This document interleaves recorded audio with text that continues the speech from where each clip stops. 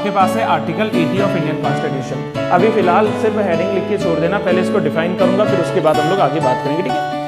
Article 80 में सीधा सीधा बात किया गया है about the composition of the Rajya Sabha, ठीक है, about the composition of the Rajya Sabha. So please make a heading और उसमें लिखना कि द कंपोजिशन ऑफ राज्यसभा।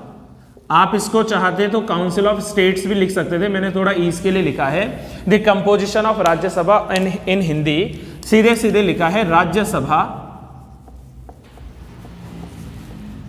का संगठन या संरचना। कंपोजिशन वही है ना, संगठन या संरचना क्या है भाई, राज्यसभा क्या है और राज्यसभा में कितने लोग रहते हैं और जो है कहां से इनका जो है सीटों का चयन होता है, बस ये चीज जाना और कुछ नहीं। और थोड़ा इसमें एक्स्ट्रा हम लोग ये समझ सकेंगे कि उत्तराखंड से कौन कौन सी सीटें राज्यसभा में जाती हैं, कितने मेंबर्स जाते हैं, ठीक है, बस ये हमें जानना है फॉर दी अपकमिंग एग्जाम्स, ठीक है। देखो सबसे पहला सवाल ये है कि सर ये जो राज्यसभा है, इस राज्यसभा का जो मैक्सिमम स्ट्रेंथ है, ठीक है, राज्यसभा में जो मैक्सिमम स्ट्रेंथ है यानी कि जो अधिकतम संख्या है, राज्यसभा की जो अधिकतम संख्या है, आप में से बताएं मुझे कितनी है मैक्सिमम स्ट्रेंथ? 245 तो एट प्रेजेंट है ना, total maximum 250, sure, good, nice. तो टोटल स्ट्रेंथ जो है इसकी ये है 250, ठीक है। मैं थोड़ा इसको समझाने के क्रम में ले चल रहा हूं। इन 250 में से एज वी नो कि इनको जो है दो तरीके से बांटा जा सकता है। कैसे सर? पहले हमारे पास में आते हैं 238 यानी कि 238। सर ये कौन लोग हैं 238? These are the elected ones, ठीक है, ये कौन है? इलेक्टेड मेंबर्स हैं। हिंदी में समझना, इलेक्टेड मेंबर्स का मतलब होता है निर्वाचित सदस्य, अर्थात जिन पर चुनाव हुआ है, जिन पर चुनाव हुआ है ये वो निर्वाचित सदस्य हैं राज्यसभा के भीतर। और बचे हमारे पास में कितने? 12 सदस्य। एंड ये 12 सदस्य कौन है? These are the nominated members, yes, nominated members. And हम लोग क्या नॉमिनेटेड मेंबर्स के बारे में ऑलरेडी नहीं पढ़ चुके हैं? बिल्कुल सर, पढ़ा था during the powers of the President of India. Legislative power में president can nominate 12 member in Rajya Sabha, obviously ना, राज्यसभा। तो वहां पर जो है 12 सदस्यों को नॉमिनेट कर सकेगा। और ये हिंदी में लिख लेना मनोनीत या मनोनयन, कुछ भी शब्द आए तो समझ जाना, ठीक है। चलिए, और ये 12 सदस्य कैसे चुनता है? On the basis of which means, इसके ग्राउंड्स क्या है तो आपने याद कर लिया होगा।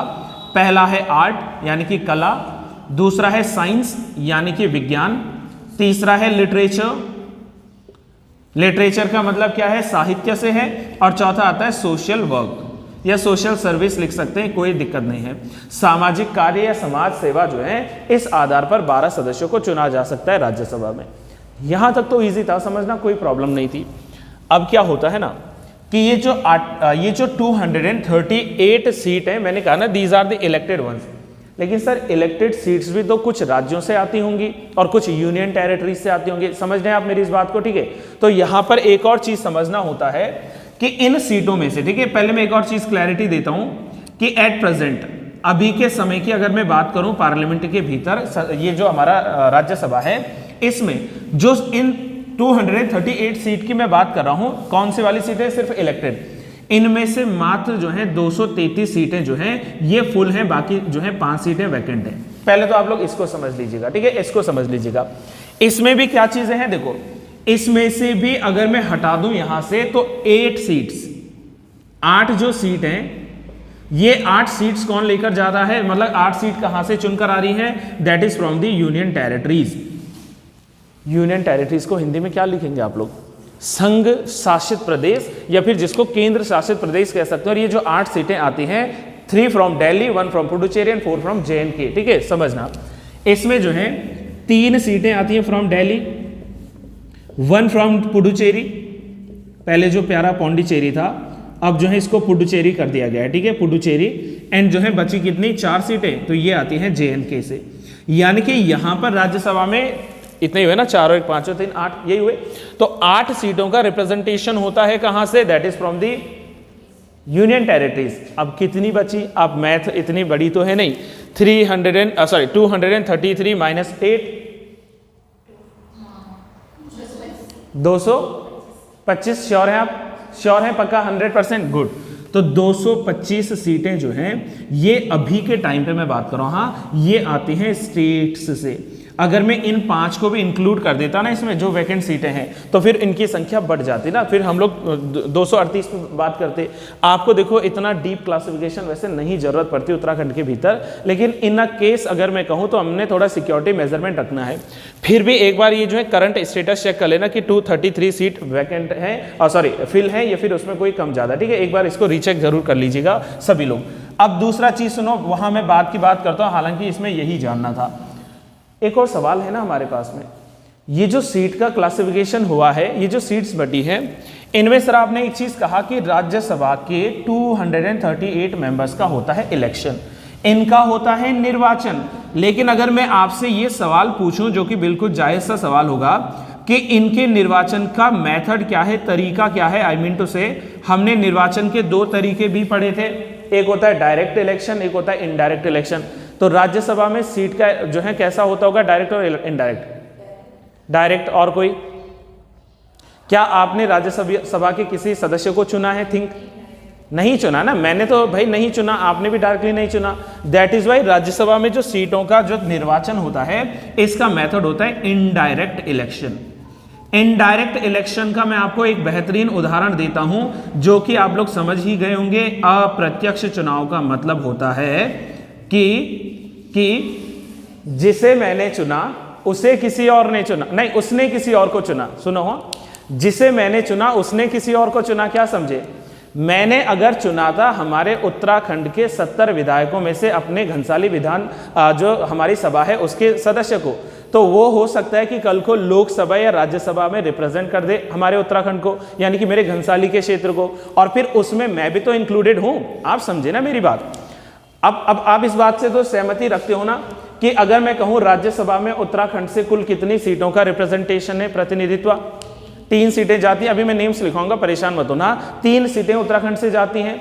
तो ये किसको रिप्रेजेंट कर रहे हैं? ये अनूप को रिप्रेजेंट करते हैं, शिल्पी को रिप्रेजेंट करते हैं, आप सब लोगों को रिप्रेजेंट करते हैं। आई मीन टू से कि जिन्हें हमने चुना है, जिन लोगों को हमने अपना रिप्रेजेंटेटिव चुना है, उन्होंने फिर किसको चुन दिया? राज्यसभा के सदस्यों को, या उन्होंने जो है चुन लिया है किसको? बाकी जो प्रेसिडेंट है या वाइस प्रेसिडेंट है, ठीक है, उन सबको चुना। ये आपस में इनका जो है निर्वाचन और चुनाव चल रहा है ना। अभी सब पे आऊंगा कि योग्यताएं क्या हैं वगैरह वगैरह। तो इनका जब चयन होगा तो इनका चयन वो लोग करेंगे जिन्हें हमने चुना। और हमने किसे चुना? राज्य विधानसभा है।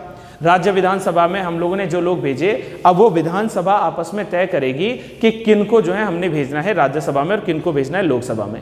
ये है इसके भीतर का कहानी। हालांकि थोड़ा डीप हो रहा है, आई नो दैट, बट इतना याद रखा जा सकता है। तो मेथड क्या है? इनडायरेक्ट इलेक्शन होता है। मैंने आपने न चुनकर, हमारे जो विधानसभा के लोग हैं उन्होंने ही अपने में से किसी व्यक्ति को चुनकर भेज दिया है जो राज्यसभा में उत्तराखंड को रिप्रेजेंट करो या अदर स्टेट्स को जो है रिप्रेजेंट करो।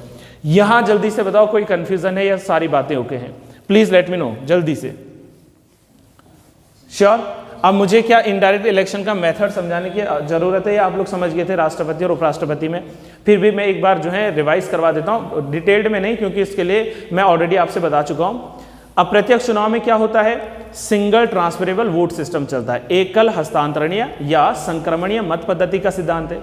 दूसरा, इसी में आता है वरीयता क्रम, जिसको हम लोग हस्तांतरण ही कहते हैं, वरीयता क्रम है, प्रेफरेंशियल वोटिंग जिसको इंग्लिश में कहते हैं। इसके अलावा प्रोपोर्शनल रिप्रेजेंटेशन, समानुपातिक प्रतिनिधित्व प्रणाली आती है, और साथ में होता है सीक्रेट बैलेट के आधार पर वोटिंग। ठीक है, अब ये सब मैं राष्ट्रपति वाले टॉपिक में कंप्लीट करवा चुका हूं आप लोगों से। अगर कंफ्यूजन रहेगी तो बता देना, उस पर अलग से एक एक्स्ट्रा क्लास उसकी भी हो जाएगी, बट ये इंपॉर्टेंट है माय डियर फ्रेंड्स। तो ये है अंडर आर्टिकल 80, उसके पीछे कंपोजिशन। और उत्तराखंड से जो सीटें हैं उनकी संख्या है 3। अब आपसे एक और सवाल पूछ रहा हूं, ठीक है, फिर इसको मैं रेस्ट देकर आपसे लिखवा रहा हूं कि सबसे ज्यादा सीट राज्यसभा में किस स्टेट की होगी? सोचने वाली बात है। उत्तर प्रदेश ही तो होगा, ठीक है। मैं नंबर वाइज भी देखें तो उत्तर प्रदेश, कितनी सीटें जाती हैं उत्तर प्रदेश की राज्यसभा में? Any guess? 33। क्लोज है पर थोड़ा आगे बढ़ गया आप।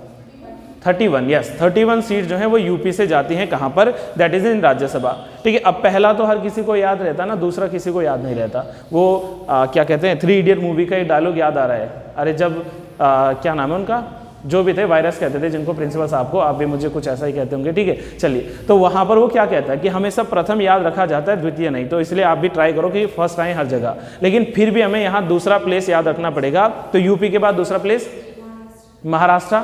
श्योर हैं आप? ठीक है, कितनी सीट है महाराष्ट्र की? 13 नहीं, 13 तो नहीं है, और ऊपर बढ़िए थोड़ा, 13 से ऊपर बढ़िए थोड़ा। हिंट दूं मैं आपको?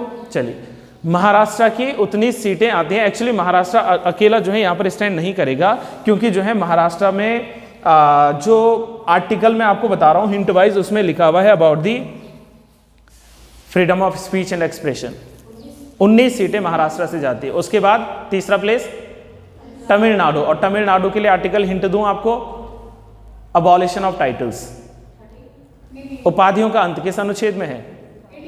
18। यस, तो 18 सीटें। अब वो इतना सब डीप नहीं जाना ना हमने, इतना सारा, बस उत्तराखंड से इंपॉर्टेंट है। उत्तराखंड से 3 सीटें आती हैं। एक बार सभी लोग दोहराओ मेरे साथ, क्या आर्टिकल 80 के अंतर्गत कंपोजिशन ऑफ राज्यसभा क्लियर हुआ है? श्योर ना? पक्का? ठीक है, इसको मैं फाइनल करूं यहीं पे, अब आपको लिखवाना स्टार्ट करूं? नाइस, देन लिखिए अब आर्टिकल 80 ऑफ इंडियन कॉन्स्टिट्यूशन।